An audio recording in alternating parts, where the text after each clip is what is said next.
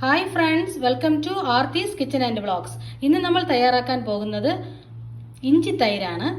അത് എങ്ങനെയാണ് തയ്യാറാക്കാൻ പോകുന്നതെന്ന് നമുക്ക് വീഡിയോയിലോട്ടൊന്ന് പോകാം. ഇഞ്ചി തൈരിന് ആദ്യമായിട്ട് ഞാനിവിടെ ഒരു മിക്സി ജാറിൽ 2 കഷ്ണം ഇഞ്ചി ഇട്ട് കൊടുക്കാം. വലിയ കഷ്ണത്തിൽ 2 കഷ്ണം ഇഞ്ചിയാണിത്. കട്ട് ചെയ്തെടുത്തിട്ടുണ്ട്. 2 പച്ചമുളക് ഇട്ട് കൊടുക്കാം. 1/2 കപ്പ് തേങ്ങ എടുത്തിട്ടുണ്ട്. അത് ചേർത്ത് കൊടുത്തിട്ടുണ്ട്. ഇനി നമുക്ക് 1 ടേബിൾ സ്പൂൺ ഉപ്പ് ചേർത്ത് കൊടുക്കാം. ഇതിൻ്റെ കൂടെ 1 ടേബിൾ സ്പൂൺ തൈര് ചേർത്ത് കൊടുത്തിട്ടുണ്ട്. ഇല്ലെങ്കിൽ വെള്ളവും ചേർത്ത് കൊടുത്ത് അരയ്ക്കാം. നന്നായിട്ട് അരയ്ക്കേണ്ട, തേങ്ങ നന്നായിട്ട് അരയാൻ പാടില്ല.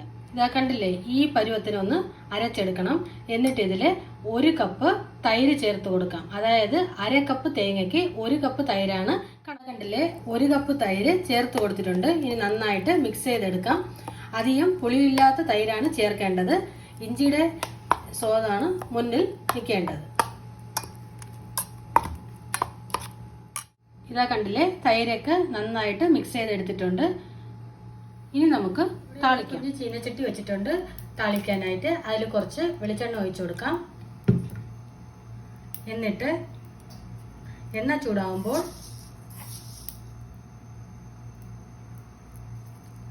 കാൽ ടീസ്പൂണ് കടുക് ഇട്ട് കൊടുക്കാം.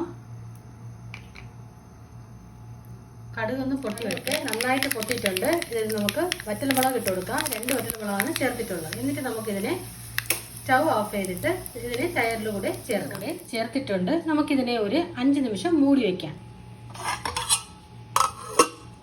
5 നിമിഷം ആയിട്ടുണ്ട്. ഇനി നമുക്ക് അടപ്പൊക്കെ മാറ്റാം. എന്നിട്ട് നന്നായിട്ട് ഇളക്കി കൊടുക്കാം.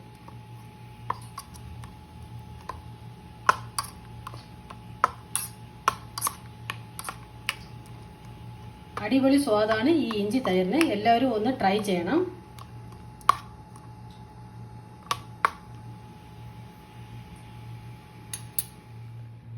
നമ്മുടെ ഇഞ്ചി തൈര് ഇവിടെ അടിപൊളിയായിട്ട് റെഡി ആയിട്ടുണ്ട്. എല്ലാവരും ഒന്ന് ട്രൈ ചെയ്യണം. എന്നിട്ട് കമൻറ്റ് സെക്ഷനിൽ ഫീഡ്ബാക്ക് ഒന്ന് അറിയിക്കേണ്ടതാണ്. ഈ വീഡിയോ നിങ്ങൾക്ക് ഇഷ്ടപ്പെട്ടിട്ടുണ്ടെങ്കിൽ ലൈക്ക് ചെയ്യൂ, ഷെയർ ചെയ്യൂ, കമൻറ്റ് ചെയ്യൂ. പിന്നെ മറക്കാതെ സബ്സ്ക്രൈബ് ചെയ്യൂ. Thanks for watching.